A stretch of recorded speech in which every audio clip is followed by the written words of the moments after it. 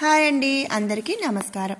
మరి నిన్నటి వీడియోలో వసుదేవ దేవకీలకు సంతానం కలిగిందని భటులు చెప్పటంతో కంసుడు ఆ పాప అంటే ఆడబిడ్డ కదా అని జాలి చూపించకుండా ఆమెను గాలిలోకి విసరటం, ఆమె తనకు పుట్టిన అంటే దేవకీకి పుట్టిన బిడ్డ వేరొక చోట పెరుగుతుంది అని చెప్పటం వరకు మనం తెలుసుకున్నాం కదండి.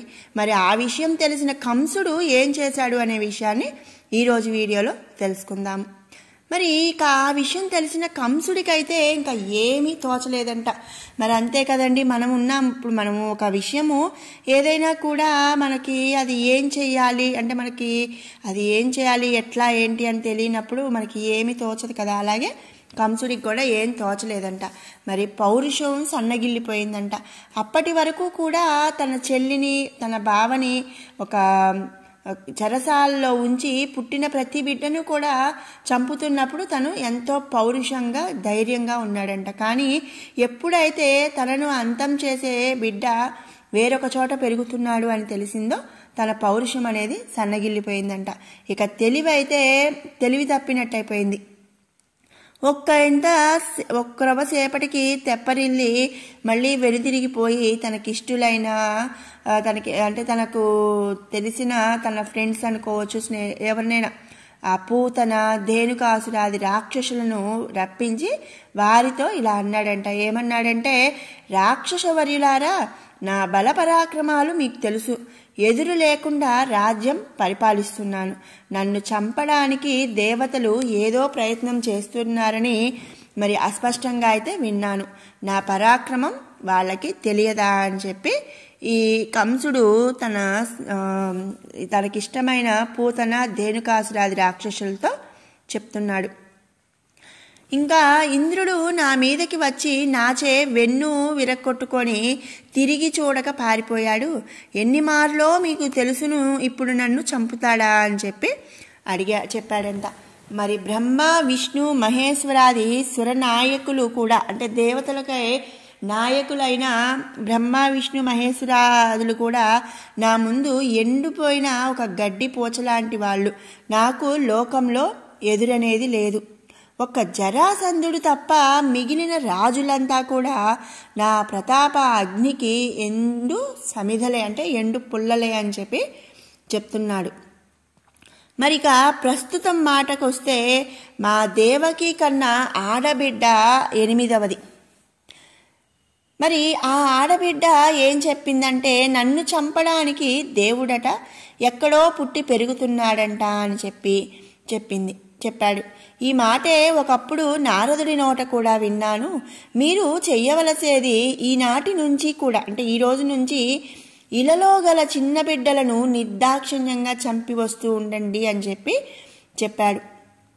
అంటే మరి ఏ బిడ్డ అంటే ఎవరి దగ్గర పెరుగుతున్నాడు, ఎక్కడ పెరుగుతున్నాడు అనే విషయం మనకి తెలియదు. కాబట్టి మరి ఈ భూలోకంలో అంటే ఇలలో అంటే భూలోకంలో ఈ భూమి మీద ఉన్న ప్రతి పసిబిడ్డను కూడా నిర్దాక్షిణ్యంగా చంపి వస్తూ ఉండండి అని చెప్పి ఇక వెళ్ళిరండి అని చెప్పి కంసుడు వాళ్ళతో చెప్పాడంట.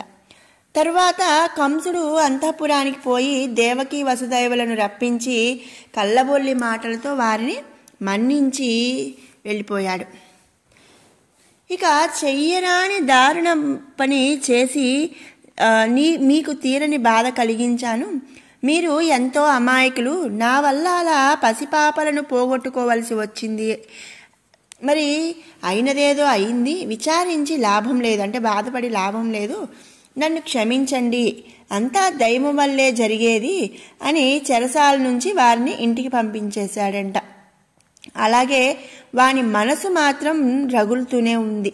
మరి అంతే కదండి, ఎంతైనా కూడా దేవకి తన చెల్లెలు కాబట్టి మరి తన 8వ బిడ్డ ద్వారా తనకి ప్రమాదం ఉందని చెరసాలలో అయితే ఉంచాడు. కానీ ఇక ఆ చెరసాలలో ఉన్న బిడ్డ అంటే ఎక్కడో పుట్టి పెరుగుతున్నాడు అని వినడంతో మరి తన చెల్లెల్ని బావని ఇద్దరిని కూడా చెరసాల నుంచి బయటికి తీసుకొచ్చేసి మరి జరిగిందేదో జరిగిపోయింది, మన్నించండి అని చెప్పి వాళ్ళని వాళ్ళ ఇంటికైతే పంపించేశాడంట.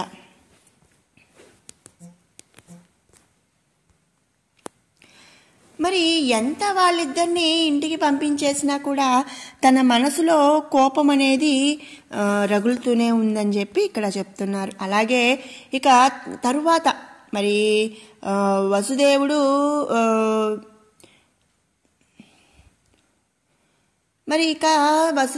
దేవకి ఇంటికి వెళ్ళిన తర్వాత ఒకరోజు వసుదేవుడు రేపల్లికి వెళ్ళాడంట. నందుడు వసుదేవునకు చిన్ననాటి మిత్రుడు. మరి వసుదేవుని భార్య అయిన రేవతి నందుని దగ్గర ఉన్నది. నందుడు వసుదేవునికు ఆదరంగా ఆప్యాయంగా స్వాగతం పలికి యశోద చేతులలో ఉన్న కపట బాలకుణ్ణి అందించాడంట. మరి శ్రీకృష్ణ పరమాత్ముణ్ణి అందించాడంట. వసుదేవుడు ఆ బాలుణ్ణి ఎత్తుకొని ముద్దులాడి, నందా, మీరు అదృష్టవంతులు, చక్కని కొడుకు మీ వాడయ్యాడు.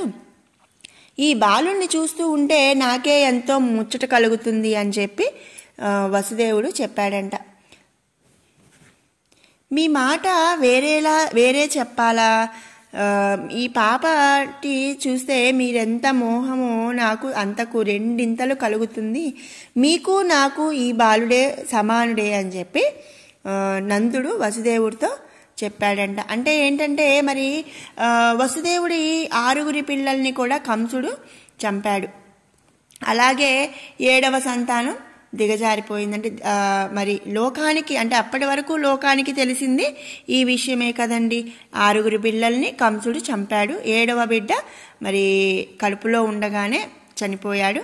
8వ బిడ్డని కూడా ఆడపిల్ల పుట్టింది. ఆడపిల్లని మరి కంసుడు చంపాలి అనుకున్నప్పుడు ఆమె యోగమాయ అవటం, ఆమె మాయమైపోవటం జరిగింది.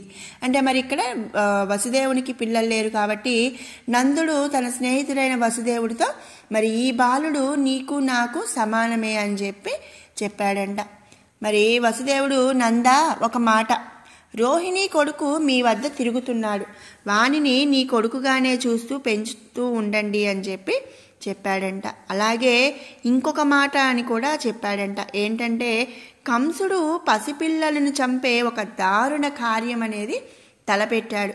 ఆ దుర్మార్గునికి తెలియనట్టు మీరిక్కడి నుంచి వేరొక చోటకి విలాసం, అంటే మీ ఉండటం అనేది మార్చడం మంచిది అని చెప్పాడంట.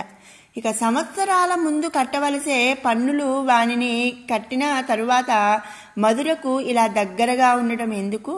అమాయకంగా అగ్గి దగ్గరకు మోసగాడైన పరిపాలకుని వద్దకు చేరితే వారి వల్ల మీకు అపాయమే తప్ప మేలు కలగదు అని వసుదేవుడు చెప్పాడంట. మరి ఇక ఇలా వసుదేవుడు చెప్పిన తర్వాత వసుదేవుడు ఆ మాట అనగానే నందుడు ఆలోచించి సరే అని అక్కడి నుంచి నివాసాలనేవి మార్చి పశువులను తమకు ఆహారం నీరు ఉన్న చోటికి వెళ్ళారంట. వెళ్ళి అక్కడ హాయిగా ఉన్నారంట.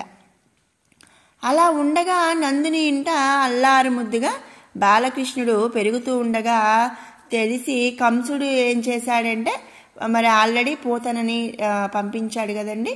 మరి అప్పుడు పూతనని పంపించిన తర్వాత ఏం జరిగింది అనే విషయాన్ని మనం రేపటి వీడియోలో తెలుసుకుందాం. మరి ఇప్పుడు వరకు కూడా మరి విష్ణు పురాణంలో శ్రీకృష్ణ అవతార కథ చెప్పుకుంటున్నాం కదా. చక్కగా ప్రతిరోజు కూడా వీడియో అనేది మిస్ చేయకుండా చూడండి. ఎన్నో మంచి విషయాలు అయితే మనం తెలుసుకుంటాము. అలాగే మీకు ఈ వీడియో నచ్చినట్టయితే లైక్ చేయండి, షేర్ చేయండి. మరిన్ని అప్డేట్స్ కోసం మన ఛానల్ని సబ్స్క్రైబ్ చేసుకోండి. Thanks for watching.